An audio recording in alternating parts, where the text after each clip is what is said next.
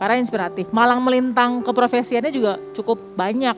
Apa Jadi aja? seorang nih ya, pakar hukum tata negara juga. Terus? Tapi pernah juga jadi komisaris di bidang jalan tol nih, Jasa wow. Marga loh. Wow. Belum juga Pelindo. Waduh. Nah sekarang Jasa Marga ya, di Jasa Marga pernah jadi komisaris, kemudian Pelindo jadi komisaris. Tapi yang paling ngetop sekarang adalah dia juga seorang YouTuber. Serius? Milenial nih. Kita langsung tanya, milenial apa bukan? Langsung kita tanya ya, Bang Refli Harun. Apa kabar Bang? Hai Bang. Oke, jadi langsung dijawab ini milenial bukan Nisa kira-kira Sa? Dilihat dari sepatunya ya, dilihat dari sepatunya ya. Formal begini karena tadi saya jadi host. Gitu. Saya ada acara untuk Oke. YouTube saya. Saya buka boleh ya? Berarti boleh. YouTuber, host juga. Aduh. Ya, nge-hostnya untuk YouTube saya. Oh. Jadi kita menggantikan acara Indonesia Lawyers Club. Jadi gimana sebenarnya konsep YouTube-nya Abang nih sebagai pakar hukum tata negara juga sekarang jadi YouTuber? Jadi mau frankly speaking nggak atau Please, Oke, frankly openly speaking ya. speaking Di saatnya ya. perempuan nggak bicara apa-apa harus ya, jujur. ngomong di sini ya. Gak Iya, apa-apa iya. dong. Jadi saya itu ber-YouTube itu karena ingin punya media yang at any time saya bisa ngomong. Jadi tidak tunggu undangan Balkis, kira-kira begitu, ya kan? Tidak tunggu undangan Olga. Punya platform sendiri. Punya jadinya. platform sendiri, bisa live streaming jam 2 malam, jam 3 malam. Saya pernah lakukan semua. Tapi Iya. gini Bang, Iya. saya penasaran nih, sebenarnya konten seperti apa sih yang Bang Refli tuh jadi tertarik bikin YouTube gitu loh? Iya, gini, saya kan backgroundnya kan hukum tata negara. Yes. Ya, constitutional law. Jadi konten yang saya bayangkan adalah saya menjelaskan fenomena sosial politik, hukum dari sudut pandang hukum tata negara. Oke. Ah, contoh misalnya, kehidupan sehari-hari kan, nih. Ya, yang terbaru ya. Ya. Yang terbaru saya membahas pertemuan Seknas Jokowi dengan Presiden Jokowi. Oke. Itu virtual kayaknya ya, Ya. bukan langsung. Ya. Saya mengkritik itu dari konsep hukum tata negara, bukan soal suka dan tidak suka.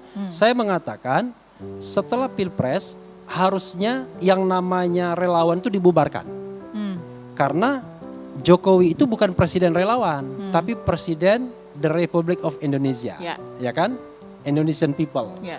Dan tidak boleh menggunakan nama Jokowi untuk non-state institutions. Ya kan? Karena institusi non-negara itu tidak boleh menggunakan nama resmi presiden. Jadi benar ya memang ada kritik mau yang konstruktif atau yang mungkin straightforward aja hanya kritik itu memang jadi konten utamanya Iya. YouTube-nya Bang Refli. Iya. Tapi kalau jadi YouTuber berasa mudaan nggak Bang? Oh sangat. ini aja agak formal kan. Saya nggak ganti baju, ya kan? Gitu. Karena ya kita juga waktu itu datang ke meja SPB juga, Iya. Mas Deddy Kobizar juga seperti itu ya, merasa tapi kan memang lebih luas Iya, kalau begitu Deddy kan kontennya. memang lebih muda dari saya. Kontennya lebih luas mungkin karena Iya. bisa apa saja gitu. Nah, Dan tapi juga dunia dengan dibedakan. konten dia. yang serius pun mendapat 1,4 juta subscribers. Banyak dong Bang tiap bulan dapatnya Bang. Lumayan, Kalau lumayan. Mas Dedi kan bisanya katanya sampai miliaran tuh. Iya. Ya Bang Refli ratusan juta pasti ada lah. Ada. Tapi kalau dibandingkan dengan waktu komisaris dulu, sama. Gedean gaji YouTuber. Oh, wow. Dari komisaris Jasa Marga dan Pelindo lebih besar YouTuber. Komisaris utama Iya. loh itu. Wow. Saya komisaris utama tapi kan tipe C. Jangan ada tipenya. Beda dong dengan Abdi Sleng. Kalau Abdi Sleng itu tipe A dia. Jadi YouTuber tipe A nih. YouTuber Oh iya, tipe A lah ya. Iya. Kalau YouTuber saya tetap tipe B. Tipe A itu Deddy Corbuzier. Tipe A tuh yang penghasilannya miliaran itu. Iya. Bang Refli, ini aku pengen ngebahas ini nih sama Bang Refli. Jadi kan beberapa waktu yang lalu itu kan lagi banyak banget dibicarakan soal UU ITE kalau menghina presiden itu bisa kena hukuman 4,5 tahun. Nah, ini untuk netizen-netizen juga nih ya, sebenarnya gimana sih Bang? Jadi kalau soal undang-undang ITE ini yang menghina presiden itu nggak masuk undang-undang ITE, itu masuk RUU KUHP yang baru. Kalau ditanyakan kepada saya nggak setuju saya. Kenapa nggak setuju?